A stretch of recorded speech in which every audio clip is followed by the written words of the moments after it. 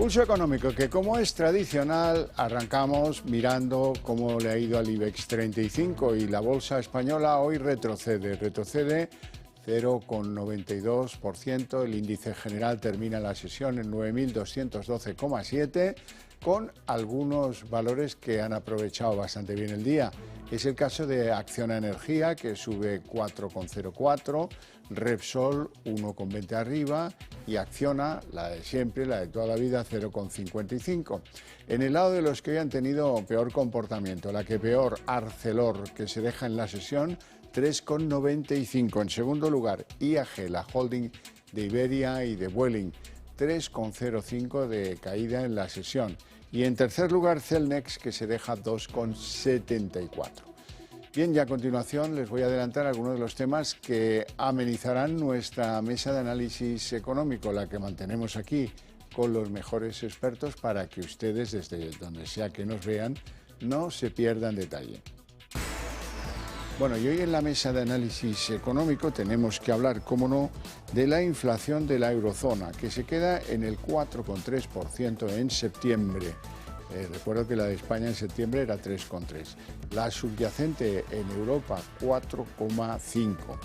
Y en segundo lugar hablaremos del bono español a 10 años, que vuelve a rentar más del 4%. Por cierto que el bono americano a 2 años toca ya el 5,2% y regresa a máximos de 2006.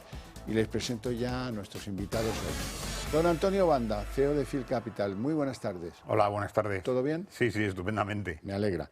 Bueno, la verdad es que hemos caído a los 9.200 en la bolsa, que la bolsa pues se mueve pensando en que va a haber aumentos en los precios petroleros, pensando casi en monotema en los intereses de la deuda y, bueno, en esa posibilidad que tiene el conflicto de Gaza-Israel de extenderse a la región. Así es que los mercados se mantienen alerta.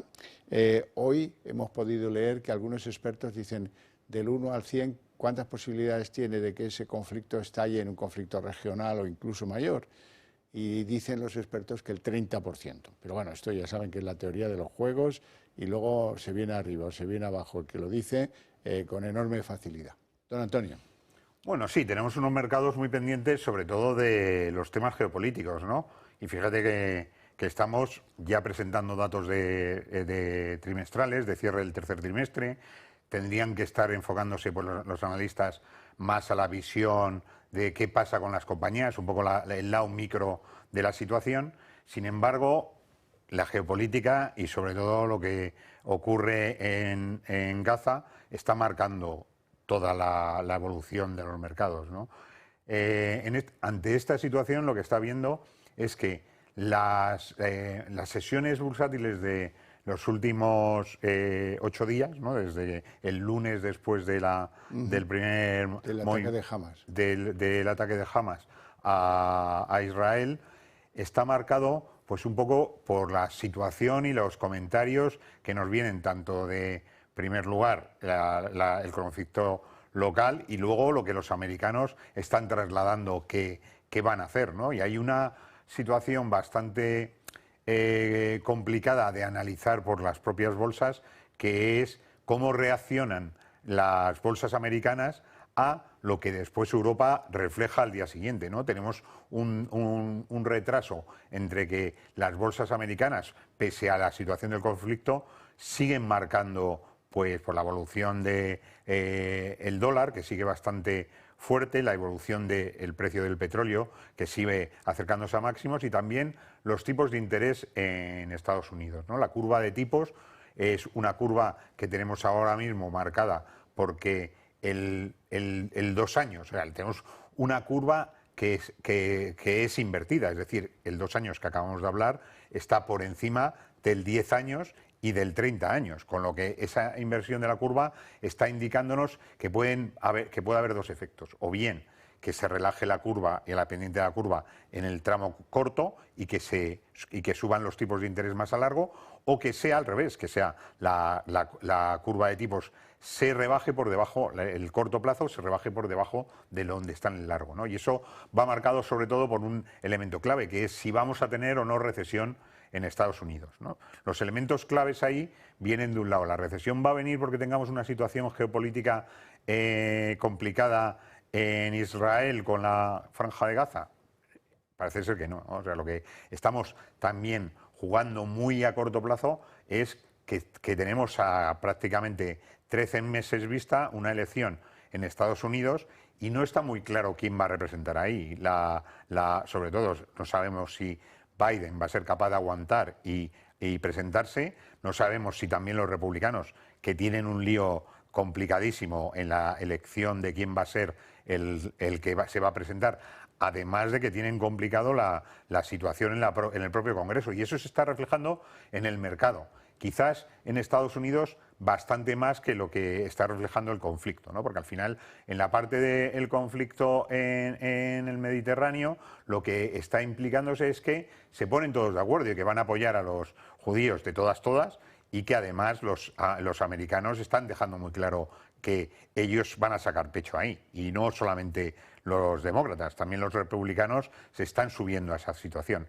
Por lo tanto, si analizamos cuál es la situación de las bolsas en Estados Unidos, viene marcada fundamentalmente por la idea de esa recesión y, sobre todo, qué va a hacer la Reserva Federal en su próxima reunión para ver si va a seguir subiendo tipos, si se va a mantener o si va a bajar, ¿no? Nosotros, yo creo que en un tema de análisis a medio plazo estamos viendo que probablemente la bajada de tipos no la veamos hasta después de las elecciones americanas de noviembre de 2024, porque tiene poco sentido que intentes recuperar una situación cuando vas a tener unas elecciones y que probablemente las opiniones cambien. Bueno, vamos con la inflación en la eurozona. Ha salido hoy, se queda en el 4,3% en lo que toca al mes de septiembre, la subyacente en el 4,5%. Bueno, pues son unos datos que encajan perfectamente en lo previsible y que, bueno, tienen el brillo de que en algún punto alguien puede pensar que España está mejor. España está mejor en lo que es el IPC general, pero no así en la subyacente. Sí, lo que estamos viendo es unos datos que ya adelantábamos, ¿no? Cuando nosotros estábamos empeorando el año pasado, o sea, cuando empezó a hablarse de inflación temporal, precisamente en septiembre-octubre del año pasado, lo que ocurría es que España estaba reflejando unos datos adelantados con Europa, ¿no? Nosotros subimos muy rápidamente por encima del 10% y luego fuimos los primeros que bajamos.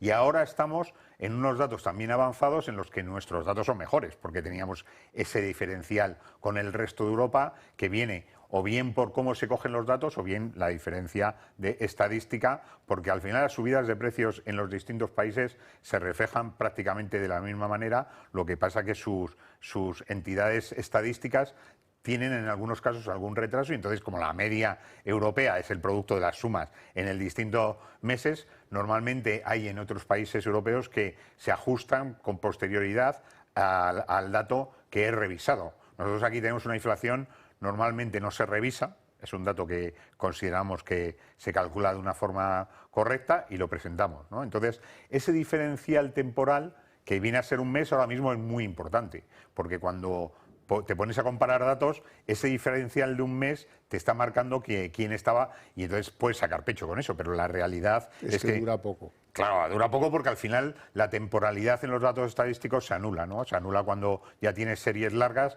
y ves que efectivamente en esas series largas todo va muy ajustado y nosotros seguimos teniendo unos datos muy parecidos a Europa. No nos diferenciamos ni por bien ni por mal, ¿no? Si acaso en que nuestro subyacente es más alto y nos va a costar más bajarla que lo que cuesta bajarlo. Otro sigue más o menos la misma onda con diferencias temporales, como decía usted, pero la misma onda anda. Otra cosa es si seremos capaces de llegar a la subyacente razonable, aunque sea con un cierto retraso respecto de Europa. Bueno, sí, a nosotros en la parte de subyacente sí que vemos que claramente va a ser muy difícil, fundamentalmente porque ahí estás excluyendo los alimentos y estás excluyendo la parte de energía, que directamente aquí es muy sustancial, ¿no? Entonces ya veremos, pero yo creo que en el largo plazo al final nos ajustamos, porque tenemos una situación con Europa bastante ya común, ¿no? Parecía que nos iba a costar, pero al final estamos metidos ahí en un entorno donde hay mucha comparación ya de precios y difícilmente puedes jugar con que nosotros estamos más baratos o estamos más caros porque es muy parecido en todos los sitios. Bueno, vamos con los bonos. El bono español a 10 años vuelve a rentar más del 4% y a la vez hay que analizar el bono americano, que a 2 años está en el 5,2% en máximos del 2006. Estamos todos en los mercados viendo que si efectivamente había una burbuja en los bonos, ¿no? O sea, al final el que tú estés emitiendo a un determinado nivel normalmente se hace pues jugando con el efecto inflación más el efecto de tu capacidad de endeudamiento, ¿no? Como tampoco hay política común sobre los bonos, realmente el Banco Central Europeo lo que hace es intervenir los tipos a corto plazo y luego los emisores soberanos de cada país pues emiten la cantidad de deuda que necesitan conforme a su situación, y de ahí tenemos los diferenciales que existen entre deuda emitida por cada país, ¿no? ¿Qué ocurre? Que los tipos de interés europeos están marcados sobre todo por nuestra situación frente a la inflación. En comparación, antes hablábamos bastante del diferencial que teníamos del Bund, que era el bono de referencia alemán. 10 años alemán. Ahora sigue estando de referencia, pero es menos diferencial porque como la intervención en el corto plazo la marca el Banco Central Europeo, pues empezamos a hablar de la Reserva Federal frente al Banco Central Europeo y ahí nos marcamos en que los ciclos económicos son distintos. Por lo tanto, ¿qué ocurre con los tipos a largo plazo? O como es en este caso el bono español. Pues el bono español a 10 años está marcando máximos porque realmente las perspectivas de entrar en una recesión y que esa recesión sea a través de problemas de financiación en el corto plazo, se compara con la situación de Estados Unidos y claramente va por el mismo lado, ¿no? O sea, que la intervención de los bancos centrales viene fundamentalmente por intentar parar la inflación, ¿no? Que es lo que se aprende en los libros de texto desde el principio, ¿no? Que cuando ves que la inflación se está disparando, pues la forma de retenerla es a base de subir tus tipos de intervención e intentar que la inflación deje de tener efecto. Mientras tanto, los tipos a largo plazo, en los que no puedes intervenir directamente, sino que en lo que interviene es el mercado viendo el descuento que te llevaría el tipo de interés a corto plazo a ese largo, pues es por un diferencial de inflación en largo plazo y por el mercado que está valorando tu capacidad de emitir deuda y además el precio al que puedes emitirlo para que te lo compren.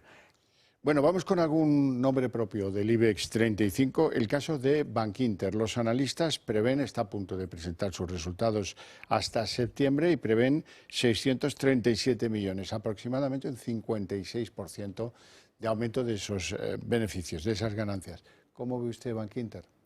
Bueno, Bankinter con unos comparables que vienen del año pasado y el anterior, en los que estuvo sacando a bolsa la parte que tenía de línea directa aseguradora, tuvo que hacer unas dotaciones especiales, te marca que es un banco en su tamaño mediano que tiene bastante capacidad de crecimiento, sobre todo por lados fuera de balance, ¿no? O sea, tiene un número buenísimo por la parte de banca privada y por la parte que le da seguros y sobre todo fondos de inversión, y eso lo que te marca es que tu capacidad de valoración, es decir, el mercado va a ver si realmente el cumplimiento de tus objetivos y la presentación de resultados va a tener y te va a dar la posibilidad de repetirlos o te vas a quedar bastante corto, porque tienes otro elemento clave que es los que vas a analizar, fundamentados en costes, en ajustes de plantilla y en tus crecimientos en áreas que son más centrales del negocio bancario y no de las que están fuera del balance, ¿no? Como os he hablado de fondos de inversión, seguros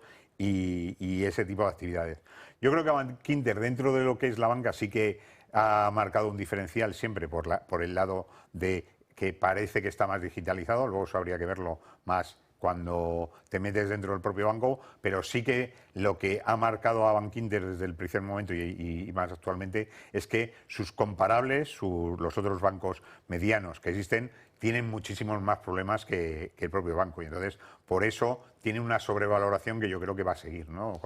Como referencia y como capacidad de tener mayor valor en el corto plazo. Vamos con otro valor bancario distinto, no comparable, que es CaixaBank. CaixaBank está en realidad en máximos históricos. ¿Cómo ve usted este valor? Bueno, ya sabes que ahí tenemos pendiente fundamentalmente la salida del Estado, ¿no?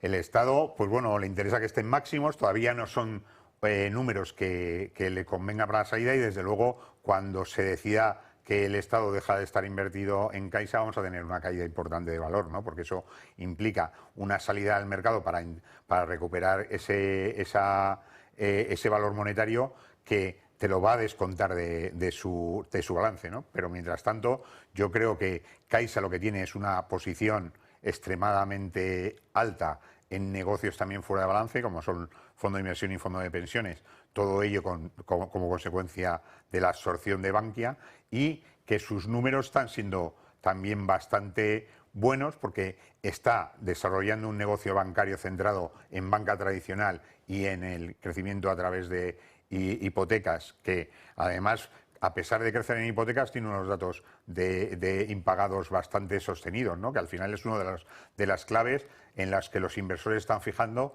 para poder tener capacidad o interés para inversores institucionales, ¿no? Que yo creo que es la parte más importante que tiene.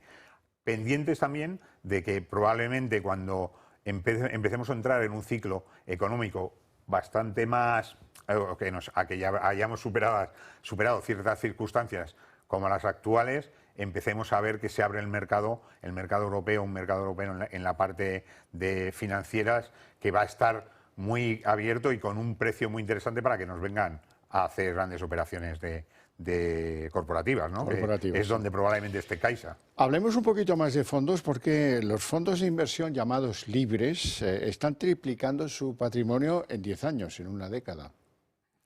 Bueno, hay un elemento que España, con respecto al negocio de los fondos de inversión, está creciendo todos los años, desde los últimos 5, está marcando máximos.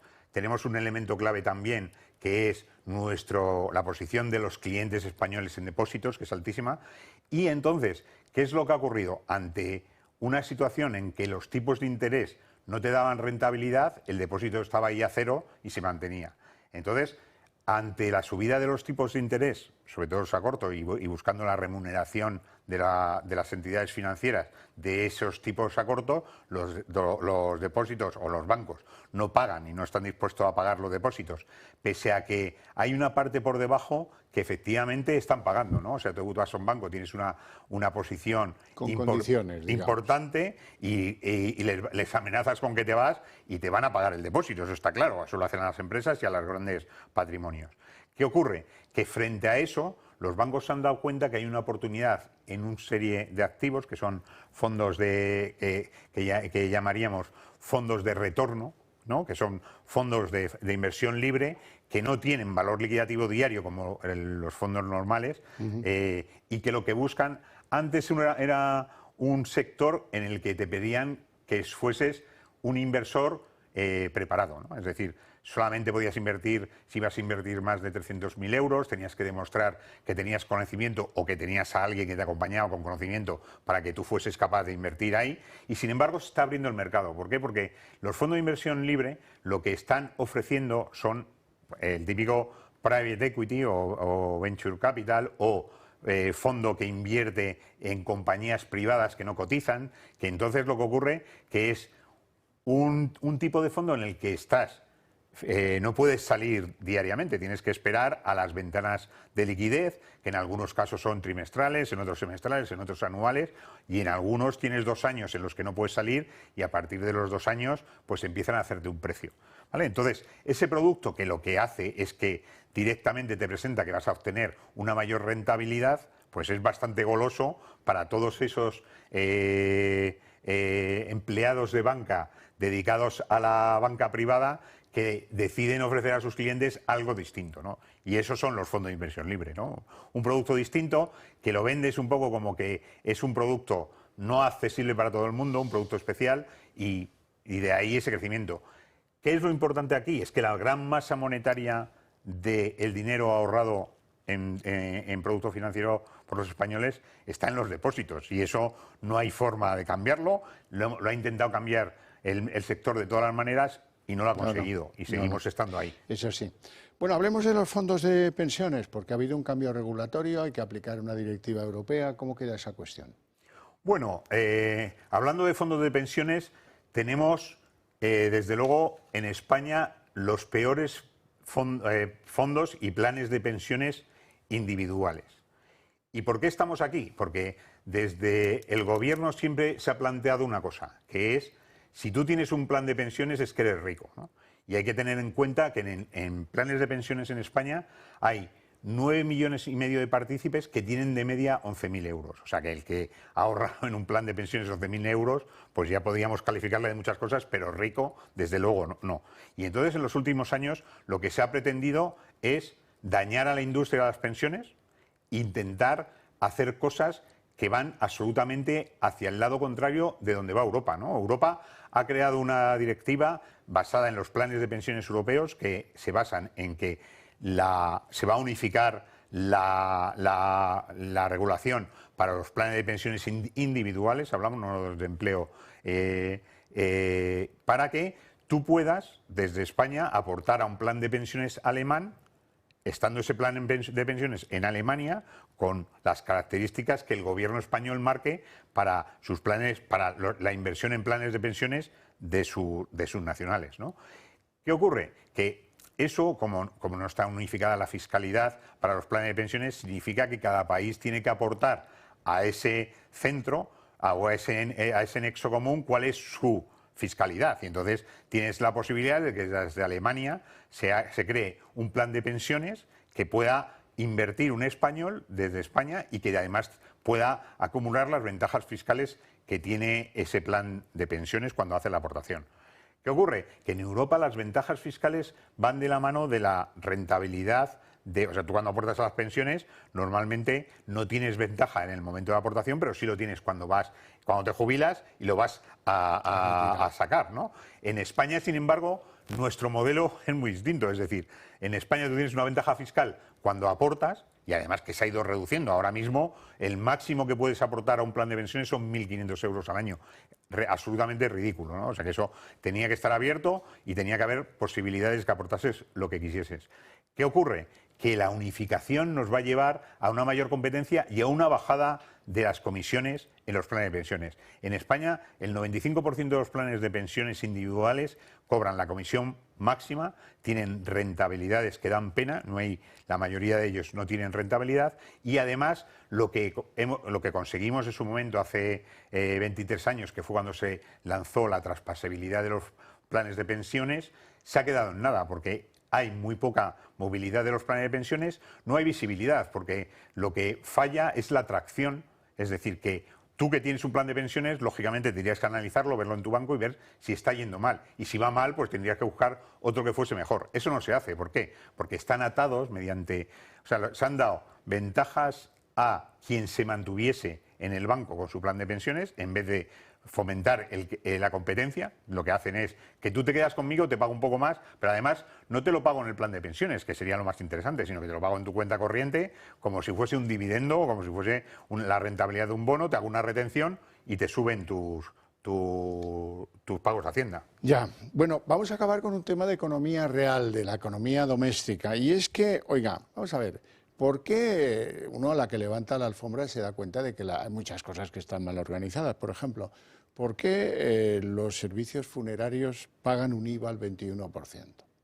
Es que eso no es un asunto esencial, es que eso es como un artículo de lujo. ¿Por qué paga el 21%? Yo no digo que si uno quiere unas condiciones de lujo tenga que pagar el 21%, pero al menos una parte de lo que es el coste del entierro de un familiar, eso tendría que ir a un IVA reducido. Eso sería lo lógico. Pero en este país, a la hora de los impuestos, uno descubre a lo largo del tiempo que casi nada es lógico, que casi todo es, la verdad, muy llamativo. Así es que estamos a favor de que en lo funerario haya al menos eso, una parte, la básica, que sea al 4% y el resto, si acaso, más alto. No tenemos tiempo para más. Le agradezco mucho su presencia en el programa y sus opiniones, y a ustedes les invito a ver a continuación la redacción abierta de la tarde.